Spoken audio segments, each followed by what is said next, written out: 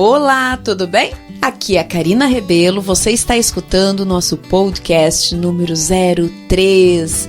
Já estamos no nosso terceiro. Se você ainda não escutou os anteriores, volta ali, tem o 1, tem o 2. Trago alguns conteúdos muito bacanas que fazem parte da nossa rotina, do nosso dia a dia. Você está no podcast Pessoas que Inspiram. Você está se inspirando para inspirar pessoas? E como é que está o teu alto processo de inspiração? Aqui eu trago algumas ideias, trago sugestões, reflexões. Vão haver momentos em que teremos convidados, então continue nos acompanhando. Se o tema fizer sentido e de alguma forma lhe impactar positivamente, acompanhe, escute até o final, faça seus comentários e também sugira aí alguns temas que a gente possa estar desenvolvendo aqui nesse canal, que é meu, que é seu, que é nosso. Então eu sou a Karina Rebelo, especialista em psicologia positiva, em psicologia organizacional do trabalho, cultura organizacional, neurociência e comportamento humano. E administradora, com mais de 25 anos no mercado de trabalho, trazendo um pouquinho da sua experiência, compartilhando com você e tenha certeza que quando a gente fala, a gente também aprende, abre ainda mais nosso leque. Então vamos juntos nessa construção. O tema de hoje é falar um pouco mais sobre a questão da liderança humanizada. Você já ouviu falar sobre humanização dentro das organizações? Esse tema foi algo que alguns anos atrás me gerou muita inquietação, onde eu olhava pessoas que, quando entravam dentro das empresas, entravam dentro de ambientes tão tóxicos, lideranças que achavam que tinham uma compreensão que liderar era através do grito, que liderar era através do eu mando, você obedece. Quem está para executar não é cabeça para pensar. Você já deve ter ouvido algumas coisas nesse sentido. E aí eu fui me percebendo o quanto isso já vinha lá de dentro do convívio, da família, dentro do lar de muitas dessas pessoas. Pessoas que através do grito achavam que estavam comandando a família, não permitiam alguém ali ter uma voz ativa, trazer seus desejos, trazer suas vontades, centralizava, direcionava e acabava reimprimindo isso dentro das organizações. E aí que eu quero trazer para vocês um pouco do que a psicologia positiva traz quando a gente fala da otimização dos comportamentos, ou do superfuncionamento e do subfuncionamento. Onde eu quero chegar? Quando a gente fala de lideranças, e todos vocês que devem estar me ouvindo, provavelmente trabalham numa empresa ou prestam serviços e interagem com pessoas e percebem como as pessoas tratam outras. A forma de solucionar problemas quando estão sob pressão, a forma de reação de cada uma delas, muitas características acabam realmente aflorando nesse momento conturbado de conflito. E nesse momento, a gente acaba gerando sofrimento, seja para nós, seja para quem está ao nosso redor. A um nível, em muitas situações, inconsciente. Nem se percebe que está apunhalando, que está machucando com palavras outras pessoas. E aqueles que estão se machucando, calam, guardam, e isto vai corroendo de uma forma a gerar ansiedade, gerar dores.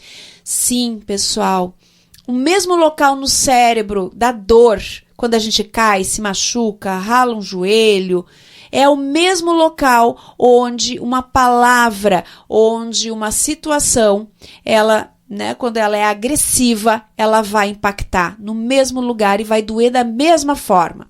A questão é que um joelho, ele sara. Uma palavra, uma atitude, uma situação em que a gente acaba agredindo outra pessoa, isso vai ficar latente, vai ficar ali latejando dentro do cérebro.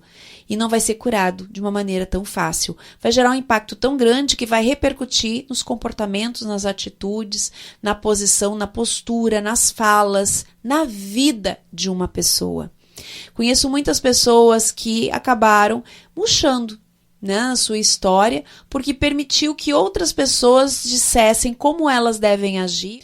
Então, quando falamos dessas questões de humanização e estamos falando de interação dentro dos meios que nós estamos, nos relacionamos, é aprender a se comunicar. E aprender a se comunicar é aprender a controlar as nossas emoções. Entender que tudo o que nós fazemos, falamos, impacta em alguém, impacta no nosso meio. Se você quer ser uma pessoa protagonista, inspirar e permitir que outras pessoas lhe inspirem, primeiro ponto é entender como você está impactando nas suas falas com as pessoas ao seu redor. Será que você está reagindo? Está logo trazendo a sua visão, a sua forma de ser, a sua forma de falar e dizendo aceita que dói menos porque eu sou grosso assim mesmo, porque eu falo desse jeito? Ah, as pessoas já entendem que eu sou assim? Será que dessa forma você não está afastando pessoas, criando inclusive inimigos, em vez de amenizar e trazer pessoas para que possam estar se desenvolvendo junto com você? Pare e pense. Quantas vezes a gente joga culpa para o outro, terceiriza e não assume a sua responsabilidade? A minha responsabilidade. Quantas vezes a gente diz, mas o outro falou isso, logo me gerou um gatilho e eu respondi dessa forma. Você está tão suscetível às reações do meio que perdeu o controle de entender que cada um está preso nas suas emoções. Você está sendo manipulado pelo meio. E não fazendo gestão e respirando, entendendo que em alguns momentos o silêncio vale ouro, a palavra vale prata. Você já ouviu falar nisso? Isso é dos antigos, né? A gente começa lá falando disso, vai lembrando lá das nossas idades. Mas enfim, pessoal, quando a gente aprende a se comunicar melhor, a respirar, quando a gente aprende a ter uma escuta um pouco mais ativa, e conseguimos ter um ambiente mais colaborativo, tratando o que não está bom, por exemplo, falando de sentimentos, né? Quando alguém fala alguma coisa que foi muito agressivo na sua percepção, no seu olhar, a gente deve falar, fulano, essa forma que você falou, eu senti, eu percebi que foi comigo, eu me senti naquele momento ali desconfortável. Eu gostaria de te falar isso até para você saber, né, como que isso está interferindo, inclusive, no meu desempenho. A outra parte, eu garanto para você que a maioria das vezes ela nem percebe que ela gerou esse tipo de situação para outra pessoa. Se eu falo, é uma oportunidade, inclusive, de autopercepção daquela pessoa. Eu tenho uma situação, vou contar para você, de uma pessoa que eu acompanho através de um desenvolvimento, e ela me falou a seguinte situação. Eu disse, fulana, como é que está aquela questão, como é que você avalia o seu par, né, no trabalho? Como é que você está avaliando o relacionamento com o seu par? E ela me disse, ele é muito agressivo. Manda uns áudios, manda uns WhatsApp assim, grosso. Aí eu perguntei pra ela, e o que você faz? Não, nessa hora eu deixo ele no limbo. Eu deixo lá ele quarando até baixar essa pra B, essa pra depois eu responder. Aí eu pergunto, tá, mas tem algo ali que é importante, às vezes que precisa, né, dar uma celeridade? Ah, tem, mas depois a gente resolve. Quantas empresas, quantas situações a gente se torna improdutivo? Quantas questões poderíamos ter resolvido e ficamos presos nos nossos sentimentos?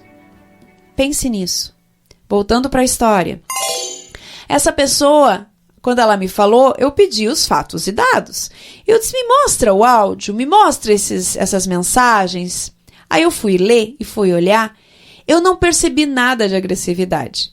Eu percebi uma pessoa firme, que estava no trânsito, que estava acelerada para resolver alguma coisa e foi objetiva, mas com respeito. Quando eu falei para ela como eu estava vendo e percebendo, ela começou a rir e disse, pois é, olhando agora, não estava tão agressivo, né, Karina? Porque, gente, não é que porque eu falei, é porque ela também estava num momento emocional mais aberta para olhar de forma imparcial. Quantas questões de relacionamento até em casa a gente tem porque cada um está preso nas suas emoções, interpretam aquela fala, interpretam uma situação e geram um conflito desnecessário. Então, a gente poder olhar de maneira imparcial, entender como cada pessoa funciona, aquele indivíduo, ele é mais objetivo, ele está sempre na rua, logo, ele tem que resolver mais rápido. Eu, em contrapartida que estou aqui, preciso fazer um filtro e talvez num segundo momento a gente vai conversar, fulano, eu senti isso, percebi isso, dessa forma bate comigo, numa forma que me deixa travada, numa fala. Então, é a história da coragem. Quem não ouviu o meu podcast anterior, o 02, vai lá, porque lá eu falo da coragem que põe a fralda e vai assim mesmo. Fazer entender onde está a nossa coragem. E não vai pensar que coragem é ausência de medo. Não. Mesmo os mais corajosos, eles vão mesmo com medo. Eles põem a fralda e vão assim mesmo. Então, aqui é isso. Às vezes eu tenho que ter coragem para limpar ruídos. Limpar situações. As coisas podem ser mais leves. Por que a gente bota tanto peso? E isso está ligado, sim, às emoções. Quando eu faço isso internamente, dentro do meu lar, na sociedade, no meu meio, eu consigo levar isso também para dentro das organizações. Eu consigo ter mais equilíbrio. Na psicologia positiva, é aquilo que a gente fala de um comportamento mais otimizado, em que eu consigo fazer gestão, analisar melhor a situação, para trazer a energia necessária no momento. Quando eu falei ali no início do subfuncionamento e superfuncionamento, é pegar essa situação e muitas vezes eu me tornar subfuncionamento, é submisso. Eu recolho meus brinquedinhos e não brinco mais. Eu fico tão dolorido com aquilo que eu acabo não sendo mais protagonista da minha carreira, da minha história, dos meus pensamentos, das minhas opiniões, e me torno apenas alguém que vai vivendo um dia por vez. E o superfuncionamento é quando a pessoa, consciente ou inconsciente, percebe que ela tem que tomar a frente, que ela puxa, e ela assume um papel de estar querendo sempre dar a última palavra. E isso vai formando uma personalidade quando já não é da pessoa, né? Ela já traz isso e fortalece. Se ninguém conseguir dar esse feedback ou a gente não conseguir alinhar a uma otimização mais equilibrada, a gente vai sempre continuar num processo de sofrimento. Alguém achando que o outro não é o suficiente e o outro acreditando que não é suficiente e assumindo esse papel. O que vai acontecer? A gente vai ficar num cabo de força que uma hora vai arrebentar. E a gente fica doente, uma empresa fica doente, uma casa fica doente. Faz sentido para você? Faz pensar?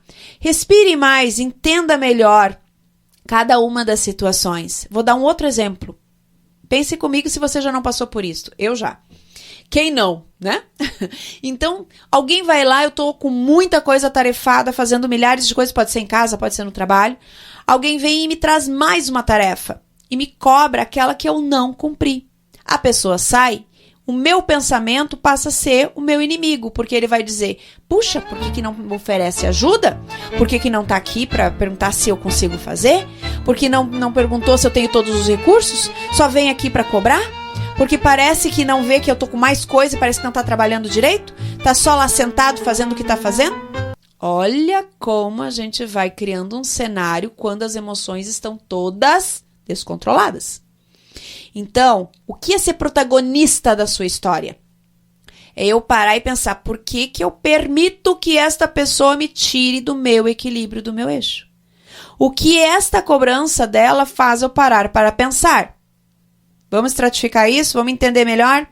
Quando ela me faz uma cobrança, ela realmente não sabe o momento que eu estou vivendo. Até se eu estou na TPM, que também é uma situação hormonal que pode estar interferindo na interpretação das situações ao meu redor.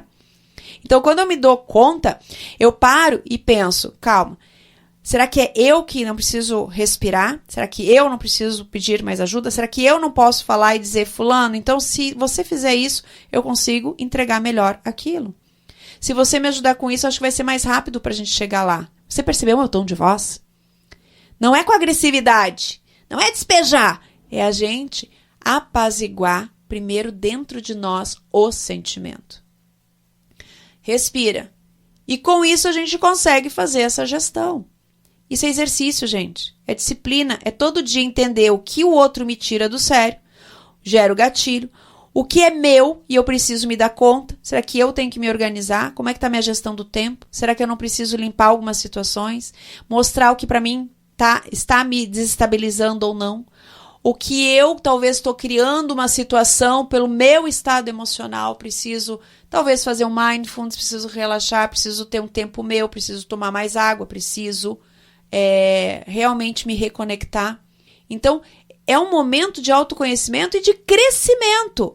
Quando uma liderança, isso eu faço muito um trabalho com lideranças e equipes, a gente traz situações do dia a dia e trabalhamos a autorresponsabilidade. Eu trazer a autorresponsabilidade para os meus comportamentos e atitudes. Consequentemente, vou ter mais resultados.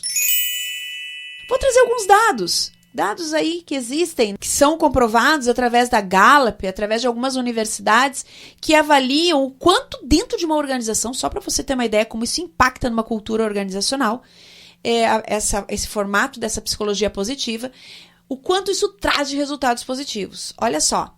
Um estudo da Deloitte, ele mostrou que empresas com culturas inclusivas, que trabalham essa comunicação mais colaborativa, onde as pessoas trabalham a sua escuta ativa, elas têm 2,3 vezes mais produtividade e um desempenho financeiro acima da média, porque elas começam a também fazer melhor gestão financeira. Olha só, também foi feito pelo Gallup uma avaliação sobre o engajamento dos colaboradores quando há uma boa cultura organizacional, uma cultura forte, trabalhando essa questão do tratamento, né, do acolhimento, de uma comunicação, uma segurança psicológica, se sentindo bem para falar, criar um ambiente adequado para isso, quando uma liderança é preparada também para isto, aumenta em 21% a lucratividade de uma organização. Empresas focadas no bem-estar dos colaboradores, nesse ambiente mais inclusivo, num ambiente onde a comunicação ela é mais aberta, onde as pessoas elas têm uma liderança que também tem o respeito, que sabe fazer uma boa gestão, autocontrole, elas conseguem ter um aumento de 19% da produtividade, segundo a Universidade de Warwick. Então, olha só quantas coisas a gente vai ganhando, né? Retém melhor os talentos. Quem não gosta de trabalhar numa empresa melhor? Qual o lar melhor estruturado que não vai ter um jovem se desenvolvendo melhor? Olha só, pessoal, a analogia que a gente pode estar fazendo. Segundo o Glassdoor, que é uma plataforma, né, que avalia o desempenho das relações dentro das organizações através das lideranças, ela traz lá que 77% dos candidatos considera a cultura da empresa fundamental para escolher um trabalho. Então a gente fala tanto que não tem pessoas para trabalhar, tá difícil. Tá, concordo com vocês. Mas muita empresa, já na entrada, por não fazer um bom acolhimento, já estão expulsando os candidatos que estão ali disponíveis. Entram numa empresa, conforme está a liderança, conforme está a comunicação, como está o relacionamento, a pessoa não fica nem meio-dia, porque ela já percebe o ambiente. Então, trabalhando isso, a gente tem uma probabilidade de aumentar ainda mais as chances de reter talentos. Segundo o próprio Glassdoor, quando a gente tem uma empresa forte, 48% são as chances de reter funcionários. A gente aumenta a inovação em 180%, porque as pessoas começam a realmente dar mais ideias, a participar. Não significa que tudo vai ser implementado, mas a gente está buscando melhorar juntos por um objetivo e um propósito comum. Enfim, a gente consegue aí ter bons exemplos de empresas fortes, como a Zappos. Eu sou uma fã da Zappos, né? Esse case maravilhoso que eu deixo aí como uma dica para quem quiser estudar um pouquinho essa metodologia da Zappos. Entre várias empresas, eu não quero falar agora empresas aqui do nosso país, algumas multinacionais, porque eu atendo muitas delas, eu tenho medo de talvez não ser justa com uma ou com outra, esquecendo de citá-las. Eu conheço muitas empresas maravilhosas que estão preocupadas com a saúde mental, trabalhando a cultura da sua organização, porque entendem que se eu trabalhar pessoas, eu também trabalho para uma sociedade muito melhor. Isso é o que eu acredito. Uma sociedade mais virtuosa, onde isso vai reverberar, vai impactar dentro dos lares, dentro das instituições. E você? Concorda comigo? Você participou do 3º podcast da Karina Rebelo, que está aqui compartilhando um pouquinho dos seus pensamentos, das suas histórias, e que vai ficar muito feliz se você entrar lá nos comentários, trazer as suas ideias também e alguns temas que possam ser relevantes para essa nossa temática. Pessoas que inspiram com e através de pessoas. Um grande abraço e até o nosso próximo podcast.